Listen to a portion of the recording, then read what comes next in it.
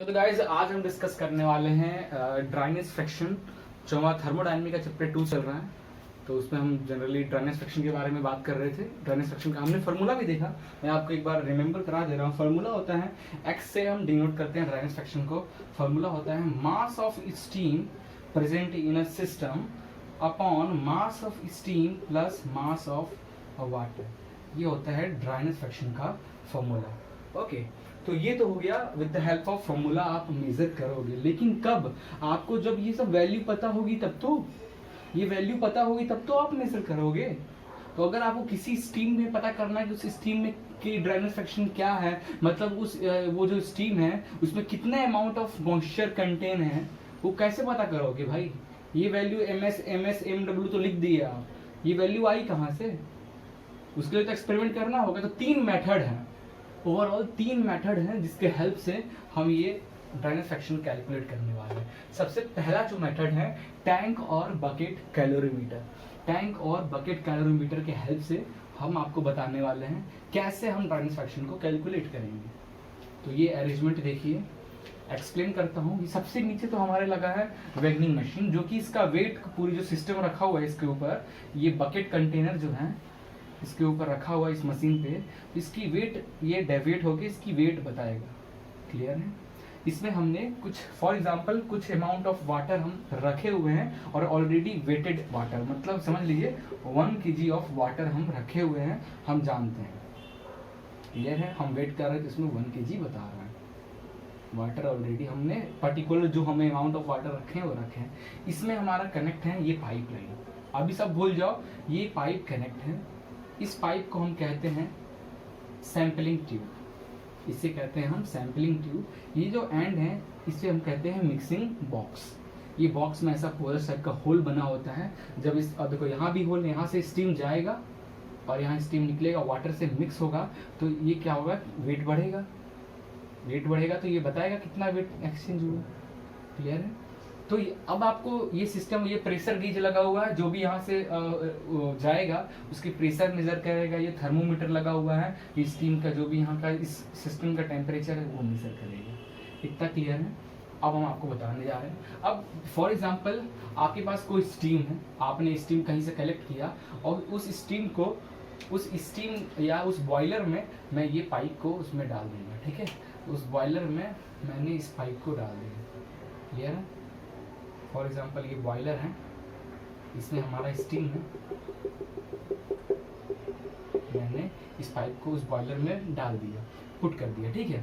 फिर क्या होगा, ये जो स्टीम्स होंगे, जो भी स्टीम यहाँ पे प्रेजेंट होगा इस बॉयलर में, ये क्या होगा, इस सैंपलिंग ट्यूब के जो पोरस बना है इसके अंदर होल में जाएगा और स्टीम हमारा स्टार्ट होगा मूव होना। क्लियर है? स्टीम होगा स्टार्ट मूव होना। ये हमारा कंट्रोल बार, इससे हम कंट्रोल करेंगे कि किस फ्लो रेट से हमें भेजना है। क्लियर है? हम फॉर एग्जांपल ये हमने वाल्व ओपन है तो ये जाएगा, स्टीम हमारा जा रहा है। तो यहाँ पे आपको बताएगा स्टीम अभी मिलने से पहले स्टार्टिंग में स्टीम की प्रेशर क्या है ये बता देगा तुरंत। और ये स्टीम फिर ऐसे जाएगा, ऐसे जाएगा, ऐसे जाएगा, ऐसे जाएगा, यहाँ से स्टीम बाहर निकलेगा। क्लियर है? स्टीम बाहर निकलेगा और वाटर से मिलेगा, और वाटर से मिलने के बाद आप देखोगे कि कुछ वेट चेंज हो जाएगा। तो वो वेट जो चेंज है हम उससे बता सकते हैं कि स्टीम कितना है, कि इस सिस्टम में कितना अमाउंट ऑफ स्टीम आया। For example mass of water कुछ होगा, पहले जो हमने लिया था मास ऑफ स्टीम कैलकुलेट करना होगा, तो क्या करेंगे, मास ऑफ वाटर में मास ऑफ स्टीम कैलकुलेट करना है। तो जब स्टीम इससे मिल जाएगा वाटर से, तो इसकी कोई नई वेट आएगी, तो हम उसको कहते हैं मास टोटल। उसमें से मास ऑफ वाटर, तो वाटर हमें पता है कितना हमने डाल रखा है, मास ऑफ वाटर माइनस कर देंगे तो मास ऑफ स्टीम मिल जाएगा। मास ऑफ वाटर कितना है हमें वो तो पता ही है कि हमने 1 kg लिया था। क्लियर है? तो टोटल वेट जो भी होगा एम आपको ये वेगनिंग मशीन बताएगी। मास ऑफ वाटर आपको पता ही है, माइनस कर दोगे तो मास ऑफ स्टीम इसके अंदर कितना है आपको पता चल जाएगा। और बस ड्राइनेज फ्रैक्शन आप कैलकुलेट करेंगे फॉर्मूला पुट करके। क्लियर है? तो अब इसमें बात आती है टेम्परेचर की, प्रेशर क्या था, तो इस पॉइंट पे स्टीम की प्रेशर क्या था वो प्रेशर गेज बताएगा। तो इस सिस्टम का टेम्परेचर पहले कितना था वो बताएगा हमारा, और बाद में स्टीम आने के बाद क्या टेम्परेचर हो गया सिस्टम का वो हमारा थर्मोमीटर बताता है। क्लियर है। इंसुलेटर हमने इसलिए लगा रखा है ताकि कोई हीट एक्सचेंज, ज़्यादा हीट एक्सचेंज बाहर से ना हो।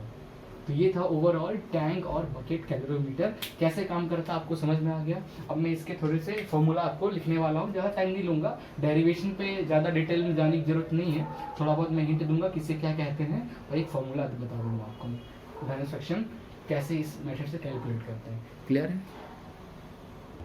नाउ डेरिवेशन पार्ट को अब हम देखते हैं। तो हमारा जो फाइनल फार्मूला ये है, टैंक और बकेट कैलोरीमीटर का जो फाइनल फार्मूला बनता है दिस। तो आप ये सारी वैल्यूज पुट करके एक्स जो ड्राइनेज फ्रैक्शन है इसकी वैल्यू आप कैलकुलेट कर सकते हो। मैं एक्सप्लेन करता हूँ फिर आपको क्लियर हो जाएगा, ज़्यादा टफ नहीं है, बहुत आसान है। देखो सबसे पहले पी एस, ठीक है।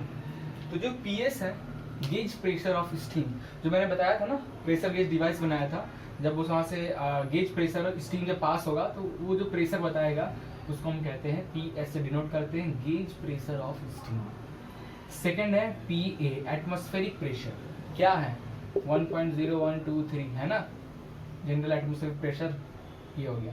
टी एस क्या है, saturation temperature of steam by steam table. तो with the help of steam table के हेल्प से आप पी एस की वैल्यू निकालोगे। कैसे, पी एस आपको पास प्रेशर ऑफ स्टीम आपको पता चल जाएगा, जो आपकी प्रेशर डिवाइस लगाए हो प्रेशर गेज, उससे आप पी एस मिल जाएगा। स्टीम टेबल की हेल्प से एट दैट प्रेशर पॉइंट पे what is the saturated temperature आपको पता चल जाएगा, ठीक है, स्टीम टेबल की हेल्प से। एच एफ जी, उसी प्रेशर पे लेटेंट हीट क्या है, एच एफ जी की वैल्यू क्या है, enthalpy of H F G की वैल्यू क्या है, स्टीम टेबल की हेल्प से आप वो भी कैलकुलेट कर सकते हो। एक्स ड्राइनेस फ्रैक्शन, ये तो हमें कैलकुलेट करना है। C P W, specific heat of water 4.12, ठीक है, 4.12 is specific heat of water kilo joule per KG. Clear है, स्पेसिफिक हीट ऑफ वाटर। तो सीपीसी क्या हो जाएगा, that is specific heat of calorimeter. जो हमारा कैलोरीमीटर डिवाइस है उसकी स्पेसिफिक हीट को हम सीपीसी से दिखा रहे हैं, और सीपीडब्ल्यू से specific heat of water, specific heat of calorimeter. Okay, इतना क्लियर है ना। ये क्वेश्चन में आपको देखो, स्पेसिफिक हीट ऑफ वाटर तो आपको पता होना चाहिए 4.2 होगा, और स्पेसिफिक हीट ऑफ कैलोरीमीटर ये क्वेश्चन में आपको मिलेगा, क्वेश्चन में आपको ये चीज मिलेगा। क्लियर, ठीक है। नाउ आते हैं एमसी, मास ऑफ कैलोरीमीटर। जो कैलोरीमीटर डिवाइस है उसमें वाटर अभी हमने नहीं डाला है, बस डिवाइस का मास। तो मास है क्योंकि हमने वेगिंग मशीन पे रखा है, तो जो भी हमारा ये बॉक्स है, ये जो बॉक्स है, इस बॉक्स का वेट पहले देखेंगे। इस बॉक्स कैलोरीमीटर जो पूरी सिस्टम है उसका वेट क्या है, तो मास ऑफ कैलोरीमीटर, और MCW हो जाएगा mass of calorimeter and water. जब हम वाटर डाल देंगे, कुछ अमाउंट ऑफ वाटर उसमें डाल देंगे, at that time what is the mass of this whole system. Okay, तो मास ऑफ वाटर कैसे निकल जाएगा, तो कैलोरीमीटर का जो मास ऑफ कैलोरीमीटर और साथ में वाटर जो था वो दोनों को डालोगे तो एक मास मिलेगा, उसको माइनस कर दोगे मास ऑफ कैलोरीमीटर के मास, सिस्टम के मास से, तो आपको पता चल जाएगा कि आपके सिस्टम का मास, वाटर की मास क्या है, ये कैलकुलेट कर लोगे। ठीक है। Now mass of CWS, mass of calorimeter, water and steam. जब स्टीम आकर मिक्स होता है वाटर के साथ, एट दैट टाइम पे व्हाट इज अ मास, तो मास ऑफ कैलोरीमीटर, वाटर और स्टीम तीनों एक साथ। तो मास ऑफ स्टीम क्या हो जाएगा, मास ऑफ कैलोरीमीटर, वाटर और स्टीम में से मास ऑफ कैलोरीमीटर और वाटर माइनस कर दोगे तो मास ऑफ स्टीम बचेगा, that is mass of steam. ये भी निकाल लोगे। TCW क्या है, temperature of calorimeter and water before mixing. जब आप मिक्स नहीं हो रहा है, स्टीम अभी तक नहीं आया है, एट दैट टाइम पे जो कैलोरी वो हमारा थर्मामीटर जो वैल्यू दे रहा है, दैट इज TCW। आफ्टर जब स्टीम आ जाता है उस एरिया में मिक्स हो जाता है, एट दैट टाइम पे TCWS, temperature of calorimeter, water and steam, सब डिग्री सेल्सियस में होगा। क्लियर है। तो ये फॉर्मूला हमारा फाइनल बनकर आता है। देखिए क्या फॉर्मूला है, मास ऑफ स्टीम। सबसे पहले है यहाँ पे मास ऑफ स्टीम, तो मास ऑफ स्टीम आप यहाँ से कैलकुलेट कर लोगे। एक्स की वैल्यू निकाला है HFG, HFG आपको कैलकुलेट करोगे एट प्रेशर गेज से जो प्रेशर मिला है स्टीम टेबल के हेल्प से HFG निकल जाएगा। CPW क्या है, स्पेसिफिक हीट ऑफ वाटर, ये 4.2 होती है, वैल्यू पुट कर देना। TS saturation temperature, at this pressure पे सैचुरेशन टेम्परेचर क्या मिलेगा स्टीम टेबल से, वो वैल्यू पुट कर देना। माइनस TWS, TWS क्या है, ओके TWS है जब वाटर और उसकी स्टीम की, जब स्टीम आता है वाटर से मिक्स होता है तो उस टाइम पे जो टेम्परेचर है, क्लियर है वो।